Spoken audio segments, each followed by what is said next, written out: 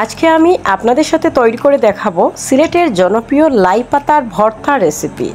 লাই পাতার চাটনি, ভর্তা কিংবা কাবাব, যে যেই নামেই চিনুন না কেন, সেই রেসিপিটা আজকে আমি তৈরি করব। হ্যালো এভরিওয়ান, আসসালামু আলাইকুম, welcome back to my new blog. আশা করি সবাই ভালো আছেন। আমরা আলহামদুলিল্লাহ এই তো ভালো আছি। আবারও চলে আসলাম দিয়া আলম ব্লগের নতুন আরও একটি ভিডিও নিয়ে আপনাদের মাঝে, কাছে এবং দূরে, দেশ এবং দেশের বাহিরে থেকে এই মুহূর্তে যে যেখান থেকে আমার ভিডিওটি দেখছেন কিংবা পরবর্তীতে দেখবেন, সবাইকে জানাই অনেক অনেক ভালোবাসা এবং অসংখ্য ধন্যবাদ। তো চলুন ভিডিওটি কি করে তৈরি করলাম আপনাদের সাথে আমি রেসিপিটা শেয়ার করি। এখানে আমি মাছ নিয়েছি, ফুটন্ত পানিতে একটুখানি হলুদ আর সামান্য একটু লবণ দিয়েছি, আর মাছ সেদ্ধ করে নিচ্ছি। আপনারা যে কোনো ধরনের মাছ নিতে পারেন, যদি পারেন কাঁটাবিহীন মাছ নেবেন, কাঁটা ছাড়া যেই মাছগুলো হয় আর কি, এগুলো। তো আমার হাতের কাছে যেই মাছ ছিল আমি সেগুলো সেদ্ধ করে নিলাম, শুধুমাত্র লবণ এবং সামান্য হলুদ দিয়ে, আর কিছুই লাগবে না। মাছটা সেদ্ধ হয়ে গেছে, এবার আমি মাছটা তুলে নিচ্ছি। মাছটা তুলে ক্লিন করতে হবে, কাটা যাতে থাকে না, সেই জন্য কাটাগুলো ক্লিন করে নেব আমি। আর যেই পাতার ভর্তা আমি আপনাদের সাথে শেয়ার করছি, এটা হচ্ছে সরিষা পাতা। আমাদের সিলেটের বিখ্যাত এইটা, খুবই মজার একটা রেসিপি। আর আমরা সিলেটিরা এই পাতাকে লাই পাতা বলে থাকি, লাই শাক কিংবা লাই পাতা। তো লাই শাকের এই রেসিপিটা যারা যারা খাননি অবশ্যই ট্রাই করবেন। আর এটা আমার খুবই প্রিয় একটা রেসিপি, আমার খুবই প্রিয় এই খাবারটা। এখানে হচ্ছে গিয়ে লাই পাতা আমি কেটে ক্লিন করে, দেখতেই পাচ্ছেন ফার্স্টে ধুয়ে ক্লিন করেছি, তবে এটা ভিডিও শ্যুট করার ইচ্ছে ছিল না, তাই আমি আস্ত পাতার ভিডিও আপনাদের সাথে শেয়ার করতে পারিনি। আমি ধুয়ে কেটে নিয়েছি, তারপরে হঠাৎ করে মনে পড়লো যে ভিডিও বানাবো, তো সেই ক্ষেত্রে আমি আর পাতার আস্ত পাতার ভিডিও শেয়ার করিনি। তবে আশা করি বুঝতে পারছেন, যারা সিলেটের বাইরে তারা তো এটাকে সরিষা পাতা নামে চিনেন, আর আমরা সিলেটিরা লাই পাতা নামে চিনি। তো যাই হোক, এখানে আমি ফ্রাই প্যানে তেল দিয়েছি পরিমাণ মতো। তেল হচ্ছে ইচ্ছে মতো, যে যেরকম তেল পছন্দ করেন, এখানে কোনো পরিমাপ আমি কাউকে বলবো না। যারা তেল খেতে পছন্দ করেন তারা তেল দিবেন, যারা তেল অল্প খেতে পছন্দ করেন তারা অল্প দিবেন। আর পেঁয়াজ কুচি একটু বেশি করে এটার মধ্যে দিতে হবে, বেশি করে। এই ভর্তাটা এতটাই টেস্টি হয়।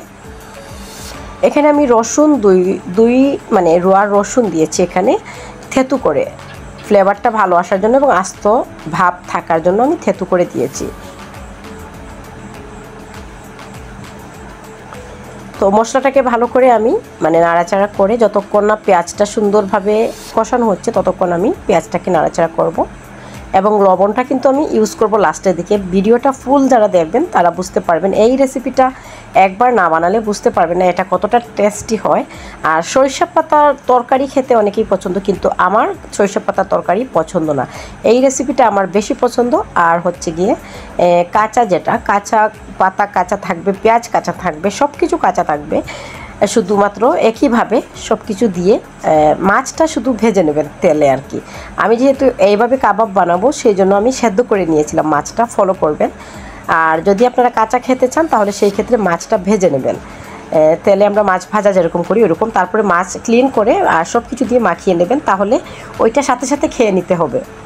আর আমি যে এখন যে ভর্তাটা বানাচ্ছি আর কি, এটা হচ্ছে কাবাব। এটা আপনি রেখে খেতে পারবেন, এটা যত বেশি রেখে খাওয়া যায় তত বেশি টেস্টি হয়। তবে আমরা যাই রান্না করি না কেন, একবেলাই খাই কিংবা পরের বেলা, এর চেয়ে তো আর বেশি খাওয়া হয় না। ভর্তা হলে তো একবেলাই, কারণ ভর্তা হলে সবার একটু বেশি লাগে, আর কিছু সবাই খায় না তরকারি, শুধুমাত্র ভর্তাই বেশি খাওয়া হয়। বিশেষ করে আমার লাই পাতার তরকারি চাইতে ভর্তা বেশি ভালো লাগে। আর এই দিকে দেখুন, আমি কিন্তু শুধুমাত্র ধনিয়া গুঁড়া, হলুদের গুঁড়া, মরিচের গুঁড়া ইউজ করেছি এখানে। তারপরে পাতাগুলো দিয়ে দিয়েছি। পাতাটা সুন্দরভাবে কুক হওয়ার জন্য আমি ঢাকনা দিয়ে ঢেকে রাখবো।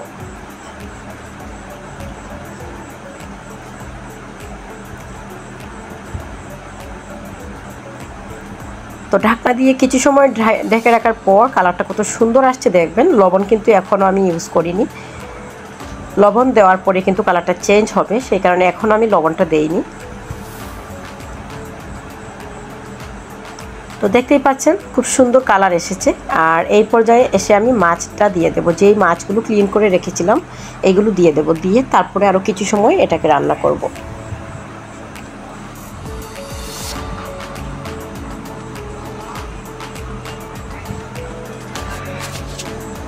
তো এই পর্যায়ে আমি মাছটা দিয়ে দিচ্ছি, আর মাছটা দেওয়ার পর সুন্দরভাবে মিক্স করে নিতে হবে।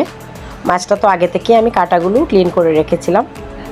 আপনারা যারা কাঁচা ভর্তা খাবেন তারা শুধু মাছটা আগে ভেজে নেবেন, আর যদি এইভাবে কাবাব খেতে চান এটা কিন্তু রেখে খাওয়া যায়, এটা খুবই মানে ভালো, নষ্ট হবে না। আর কাঁচা ভর্তাটা সাথে সাথে খেয়ে নিতে হবে, রাখা যাবে না।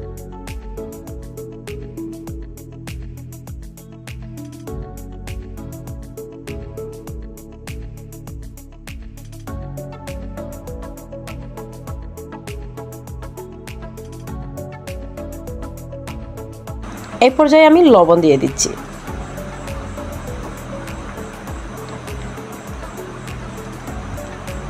এবার আমি মিক্স করে নেব আবারও। আর স্বাদটা আরও বেশি বাড়ানোর জন্য আমি আগে থেকে শুকনো মরিচ ভেজে রেখেছিলাম, 2টা শুকনো মরিচ এখানে আমি দিয়ে দেব হাত দিয়ে ভেঙে, কারণ শুকনো মরিচগুলো আগেই আমি ভেজে রেখেছিলাম। তো ভালো করে মিক্স করে নিয়েছি, আর ফ্লেভারটা এত ভালো আসছিল মাশাআল্লাহ। আর যারা ভর্তা খেতে পছন্দ করেন, বিশেষ করে এই লাই পাতার, তো তারা তো অবশ্যই খাবেন। আর যারা পছন্দ করেন না তারাও একবার ট্রাই করে দেখতে পারেন কতটাই স্বাদ হয় এই ভর্তাটা। লাই পাতা বারবার বললাম আমরা সিলেটি ভাষায়, আর এটা হচ্ছে সরিষা পাতা।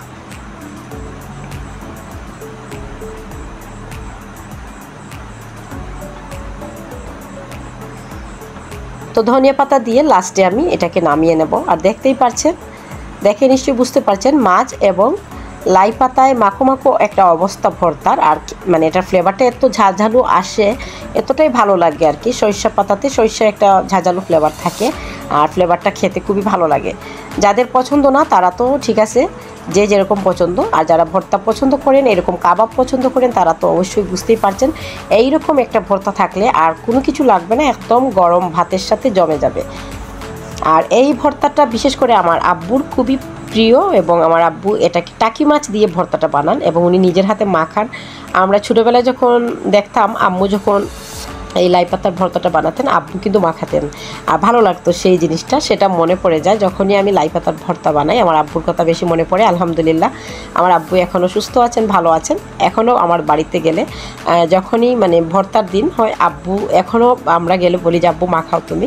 আর মাখানির মধ্যে কিন্তু একটা ভালো কাঁচা ফ্লেভার, যখন কাঁচা মানে ভর্তা বানাবেন তখন মাখানোর মধ্যে হচ্ছে একটা আসল মজা, বেশি মজা হয় কিন্তু মাখানোর মধ্যে। তো যাই হোক, কথা বলতে বলতে ভিডিওর লাস্টে চলে এসেছি। আপনারা যে যেখান থেকে আমার ভিডিওটি ধৈর্য সহকারে দেখলেন সবাইকে অনেক অনেক ভালোবাসা এবং অসংখ্য ধন্যবাদ। ভিডিওটি ভালো লাগলে সুন্দর একটা কমেন্ট করবেন, আপনাদের সুন্দর সুন্দর কমেন্ট আমাকে আরও সুন্দর সুন্দর ভিডিও বানাতে উৎসাহিত করে। তো আমি গরম ভাত নিয়ে নিয়েছিলাম, আমার তো আর সহ্য হচ্ছিল না এইরকম একটা ভর্তা দেখে। গরম ভাত এবং একটি সুগন্ধি লেবুর পিস, এটা আমার গাছের লেবু, আর 2 পিস কাঁচামরিচ। মাশাআল্লাহ অসাধারণ হয়েছিল এবং আলহামদুলিল্লাহ খুবই মজা করে খেয়েছিলাম। তো সবাই ভালো থাকবেন, সুস্থ থাকবেন এবং সবসময় সবাই দিয়া আলম ব্লগের সাথেই থাকবেন। দিয়া আলম ব্লগও সবার সাথে আছে এবং থাকবে ইনশাল্লাহ। নেক্সট আরও একটি নতুন ভিডিও দেখার আমন্ত্রণ জানিয়ে সেই অবধি সবাই ভালো থাকবেন, নিরাপদে থাকবেন। আল্লাহ হাফেজ, আসসালামু আলাইকুম।